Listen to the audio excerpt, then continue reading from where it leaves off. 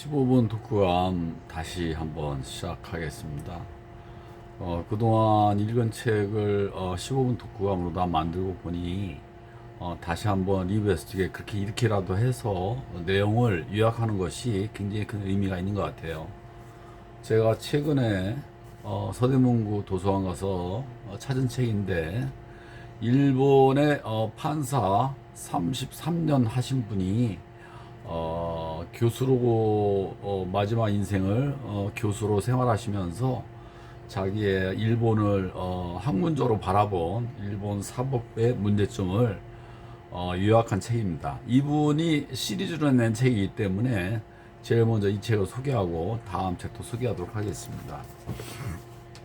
이분의 책 내용을 신뢰할 수 있는 것이 30년 경력의 판사, 그리고 일본 도쿄대에 나오시고 각종 그 나름대로 실력이 있다고 자부하신 분이고, 그리고 왜 일본의 사법부가 관료화, 이런 점에서는 우리가 좀 더 법조 일원화를 먼저 실천해서 일본보다 앞서 나가고 있다고 이분은 한국을 평가해 주십니다.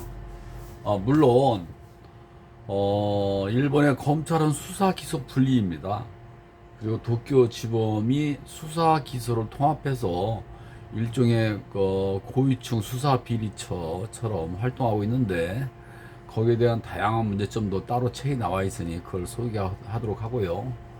이분이 말씀하시는 일본의 사법부의 문제점을 간단히 요약하면, 일단 배심죄를 도피해야 된다. 현재 일본이 하고 있는 재판원 제도는 민사하고 형사 중에서 형사만 하고 있는데, 형사사법제도에서 일종의 자기네 그 영역, 파워를 키우기 위해서 도입한 제도라고 폄하하면서 그 배심죄 도입을 요구하고 있습니다. 그럼 책 첫머리에 어떻게 시작하는지 말씀드리겠습니다. 일본에서는 민사재판 대부분 판사가 화해를 강요하는데, 화해를 강요하는 주된 핵심은 화해로서 재판을 끝내면 판결문을 쓰지 않아도 되고, 두 번째는 이 문제에 대해서 깊이 고민하지 않아도 되기 때문이라고 이분은 단정지어서 말씀하고 있습니다. 이런 면에 있어서 판사들의 자질 문제, 이런 거에 대한 것을 말씀하시는데요. 일본에서 일본 소송의 만족도가 18.6%라고 합니다. 일본에도 진짜 관료주의가 심화돼가지고 일반인들의 불만이 쇄도하고 있는 것 같습니다. 일본은 사건 처리에만 집중되어 있다. 그리고 일본에 그동안 많은 사건 사고가 있었는데, 과거에 여러 가지 사건 사고에 대한 나중에 그 자료가 나오면서 알게 되는 사실은, 일본은 재판 이전에 판사들이 서로 의견을 교환하고 담합하는 그런 풍조, 그것은 일본만의 풍조라고 이분은 말씀하십니다. 그러니까 사전 조율이죠. 그런 것이 굉장히 팽배해 있다고 합니다. 아무래도 명치이신 과거의 군국주의 시절에 밑으로 조율하고 재판은 형식화하는 그러한 문화가 많이 남아 있었기 때문에 그런 것 같아요. 그리고 일본에서도 블루퍼지, 이거 일종의 청법회, 그러니까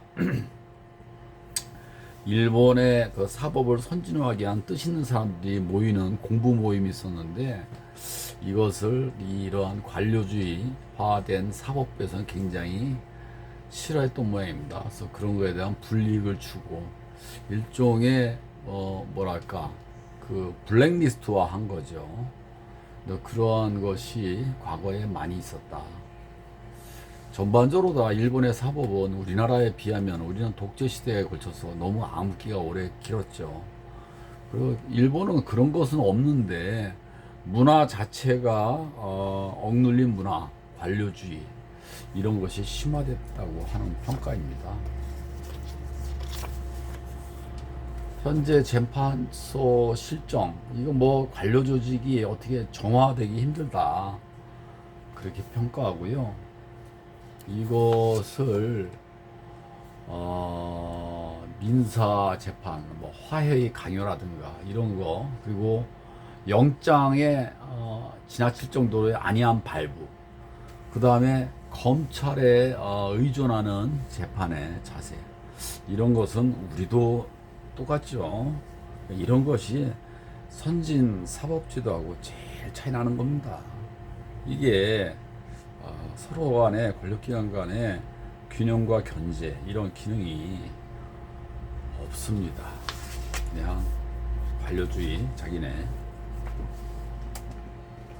그리고 전 형사재판의 공안 사건, 이런 것은 아예 판사들이 관여하려고 하지 않는 풍토도 있습니다. 이거는 우리도 마찬가지죠. 아예 뭐 공안 사건은 그냥 뭐. 그리고 일본 재판관은 서열이 굉장히 세분화되어 있어가지고 서열 조직이 완성되어 있나 봅니다. 이런 면은 우리보다 좀 더 굉장히 심한 면인 것 같아요. 하여간 뭐 스모 선수의 순위표 이렇게 매길 정도로다가 재판관의 서열, 이런 것이 세분화돼서 아주 이렇게 정착이 됐다고 하는데 참 이해하기 힘드네요. 그래서 이제 법조 일원화 제도를 이거에 타겟으로다가, 그래서 법조 일원화가 미국에서는 어떻게 진행되고 있는지 이런 내용이 잘 또 설명되어 있습니다. 이런 거에 대한 거가 일본 사회에서는 받아들이기 힘든 문화라고 해요. 그래서 법조 일원화를 시행하고 있는데 이거 지원하는 변호사도 적고, 또 이렇게 들어온 변호사, 판사들에 대한 처우가 좀 왕따당하는 분위기랄까. 그 일본도 판사는 급여가 꽤 높은 편이에요. 연봉으로 우리도 따지면 2억에 가까운 연봉인데, 그 정도면 미국과 견줘서도 뭐 그 연봉으로서는 결코 밀리지 않습니다. 법조 일원화가 잘 진행되고 실력 있는 변호사들이 좋은 판사가 되는 길로 정착되기를 희망해 봅니다. 그리고 저 일본의 재판도 과거에는 그 너무 안이하게 재판, 예를 들어 뭐 전공투, 옛날에 그 좌익계통의 사람들이 원자력 그 문제 반대, 이런 것을 우편함에 넣었는데 그걸 주겁 침입죄로다가 처벌한다든가, 우리나라의 미네르바 이런 거에 버금가는 그러한 풍조가 있었던 것 같아요. 이게 다 관료주의에서는 다 비슷하네요. 특히나 미군 기지에 관한 여러 가지 소음 금지 청구, 이런 것도 그냥 미군에 너무 유리하게 편결을 내린다든가, 이건 또 우리하고 똑같네요. 일본과 우리나라 사법제도 비슷한 점이 많습니다. 그리고 일본 형사사법의 가장 큰 문제점은 철저하게 사회 방위, 개인이 아닌 사회 보호, 이런 거가 강하다고 합니다. 그 양형에 대해서는 미국같이 세분화되고 발달되어 있는데 이런 거에 대한 고려도 없고, 또 배심원제도 빠른 이행 굉장히 촉구합니다. 그리고 가정재판소가 굉장히 무슨 한직으로 가서 하는 가정재판소가 더욱더 중요하지 않겠습니까? 우리는 서양 같은 경우는 치안판사 제도로 해가지고 일반인들이 이러한 가정법원, 그 다음에 청소년 범죄, 수액재판, 이런 것은 일반인들 중에서 학식 있고 사회적으로 인정받는 분들이 이런 분야에서 활동했으면 하는 마음입니다. 그리고 하여간 재판관들이 바쁘다고 하는데 실상을 또 따져보면 그렇지도 않다고 합니다. 재판소가 삼권 분립의 이익을 담당해야 되는데 특히나 일본은 이렇게 헌법에 강자의 힘을 억제하거나 헌법상의 문제 이런 거에 대한 판례가 약하다고 합니다.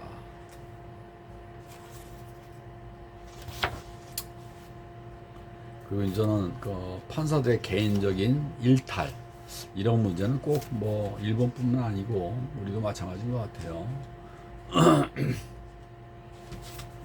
이런 문제 뭐 자만심, 허영, 질투, 인간적인 미숙함, 명분론, 이반 일치 같은 고위 재판관들 뭐 이런 문제에 관해서 뭐 비판하는데 이거는 우리도 마찬가지인 것 같아요. 사법제도 개혁은 일본의 재판관제도 일본도 최고재판소의 사무총국이 아주 억압적인 상의하달 상명하복 이런 것의 문화가 굉장히 심한데 이런 것에 대한 비판이 굉장히 크네요. 재판관의 임용, 재임용, 배치에 있어서 이렇게 사법행정권이 최고재판소 장관의 지위에 따라 되는 거. 일본은 빨리 법조 일원화 제도를 정착할 수 있도록 노력해야 된다고 보고